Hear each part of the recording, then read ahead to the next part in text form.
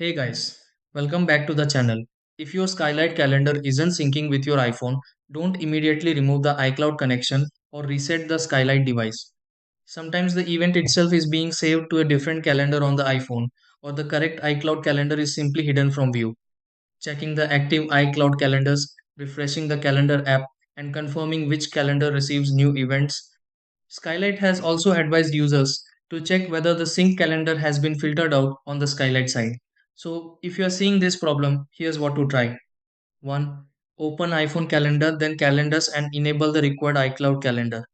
2. Swipe down on the calendars list to manually refresh iCloud events. 3. Go to settings, then apps, then tap calendar, then tap default calendar and select your iCloud calendar. 4. Open settings option, then apps, then tap calendar, then sync and switch to all events. 5. Create a test event and confirm it's being saved under that same iCloud calendar. 6. Open Skylight's filter menu and make sure that synced calendar is toggled on.